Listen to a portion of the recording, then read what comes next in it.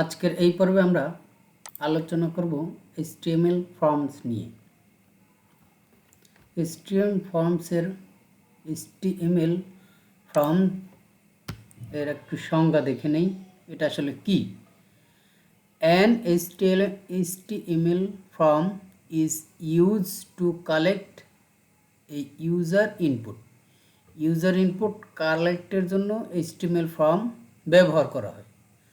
The user input sent to the server for processing.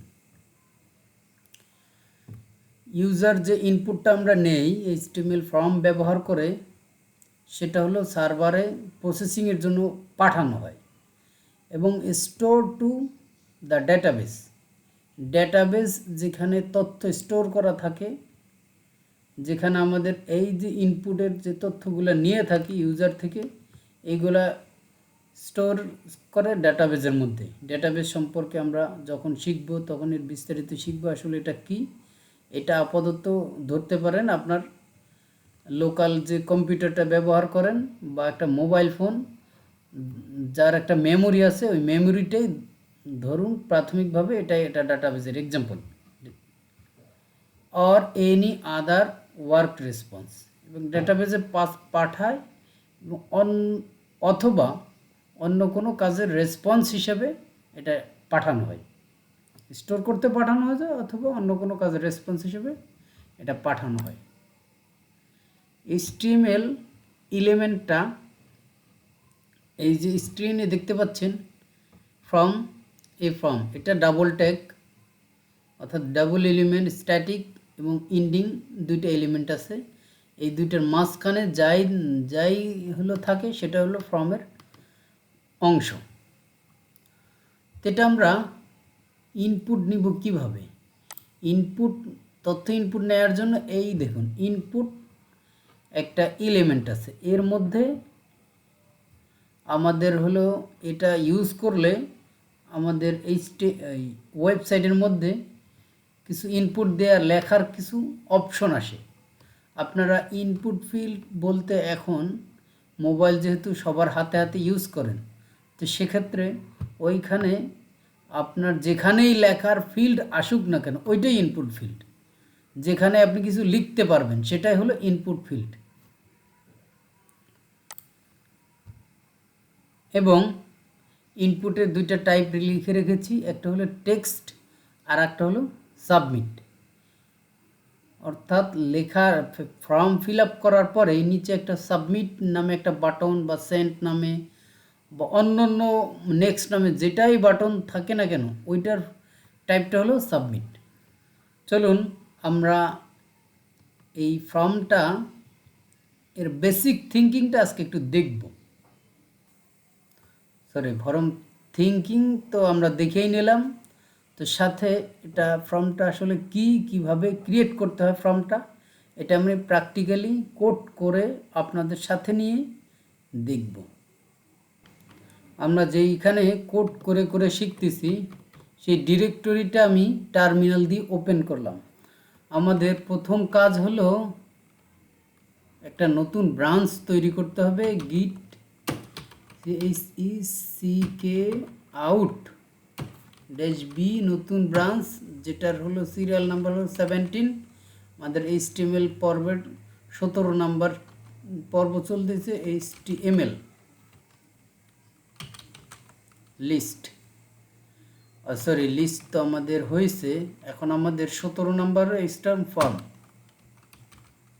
ওকে, আমরা HTML form নামে একটা গিটহাবের একটা গিটের একটা ব্রাঞ্চ তৈরি করে সেই ব্রাঞ্চ আমরা সুইচ করলাম।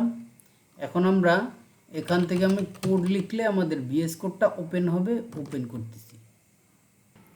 আমাদের কোড এডিটরটা ওপেন হয়েছে।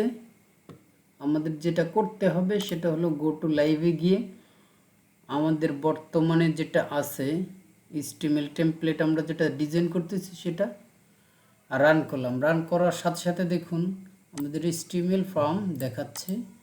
আমি পূর্বের কোডগুলো ক্লিন করে নতুনভাবে আমি H2 ট্যাগের মধ্যে, H2 এলিমেন্টের মধ্যে HTML ফর্ম লিখে দিলাম।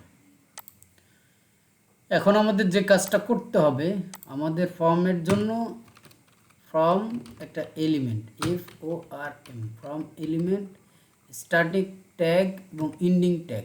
স্টার্টিং এলিমেন্ট, ইন্ডিং এলিমেন্ট, এটা দুইটা আছে। এটা আমরা সেভ করলাম। সেভ করার সাথে সাথে দেখুন কিচ্ছু আমাদের দেখাচ্ছে না, বাট আমরা যদি সোর্স কোড দেখি, ভিউ সোর্স, পেজ সোর্স, এখানে সুন্দরভাবে HTML এটা কিন্তু দেখাচ্ছে। এখানে এখানে কিন্তু আমরা একটা বাই ডিফল্ট একটা কমেন্ট করে দিয়েছে, তো কোনো ব্যাপার না। এখন এর মধ্যে আমাদের দিতে হবে, আমরা চাচ্ছি একটা HTML এর একটা লগ ইন ফর্ম আজকে বানাতে। তো লগ ইন ফর্মে আমাদের কি কি থাকে, আমাদের ফার্স্টে, আচ্ছা এইখানে একটা হেডিং দিই, 3H3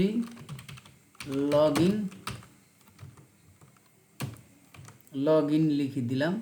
দেন আমাদের দিতে হবে ইনপুট। আমাদের কি কি দিতে হবে, ইমেল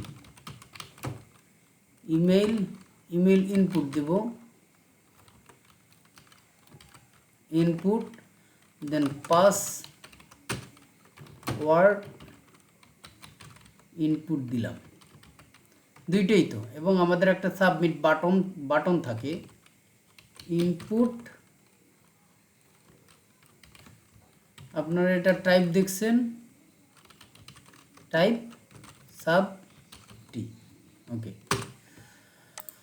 আমরা দেখলাম, দেখার সাথে সাথে দেখুন, আমরা সেভ করার সাথে সাথে এখানে দেখুন ইমেইলের জন্য একটা ইনপুট বক্স আসছে, লেখা যায় এখানে কিছু কিছু, যা কিছু ইচ্ছা তাই লেখা যায়। পাসওয়ার্ডের জন্য একটা বক্স আসছে এবং সাবমিটের একটা বাটন আসছে। যাই হোক, এখন যেটা করতে হবে সেটা আমাদের, এটা কিন্তু ভালো দেখাচ্ছে না, আমাদের কি করতে হবে, লাইন ব্রেক করে এটা নিচে দিয়ে দিতে হবে। যেহেতু পাশাপাশি আসছে, আমরা লাইন ব্রেক করলাম, নিচে দিয়ে দিলাম। দেখুন এটা নিচে আসছে, বাট এটাও নিচে আসতে হবে। BR that means line break করে দিলাম, ব্রেক, ওকে। দেখুন কিন্তু একটু প্রবলেম, সেটা হলো ইমেলটা ছোট হাতের আসছে, আমি একটু বড় ক্যাপিটাল লেটারে করে দেই, জিনিসটা একটু ফ্যান্সি লাগবে, একটু ভালো লাগবে দেখতে, ওকে। দেখুন আমাদের এটা লগ ইন ফর্ম, ইমেইল এবং পাসওয়ার্ড, সাবমিট বাটন, তিনটা জিনিস আমাদের এখানে দেওয়া যায়, এটাই আমাদের ফর্ম। এই দেখুন এখানে লিখলাম, আমি আমার ইমেলটা লিখে দিলাম, জাস্ট ডিফল্ট একটা ইমেল, এটা আমার ইমেল না, @gmail.com, দেন আমাদের পাসওয়ার্ড, ওকে, দিয়ে আমরা সাবমিট করে দিলাম। কিন্তু আমাদের কিন্তু ফর্মটা সুন্দরভাবে হয়েছে, সাবমিট করার পর যে কোথায় গেল সেটা কিন্তু আমরা এখনও জানি না, এটা আমরা কাজ করতে করতে জেনে নেব, প্রবলেম নয়। এই ডেটাগুলো কোথায় যাচ্ছে আমরা বলে দিয়েছি, ডেটাগুলো আমরা সার্ভারে প্রসেস করে হয়তো স্টোরে রাখবো, বা অন্য কোনো ডেটা রেসপন্স করার জন্য এই ডেটা পাঠাবো, সেটা আমরা যখন কাজ করব, কাজের ক্ষেত্রে একটু একটু করে দেখে নেব। এই ছিল আজকের পর্বে HTML ফর্ম এর একবারে বেসিক ধারণাটা। আপনারা অবশ্যই এটা এনজয় করবেন।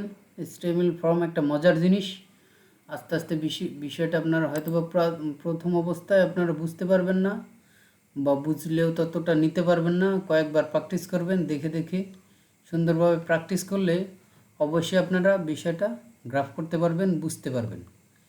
তো ধন্যবাদ।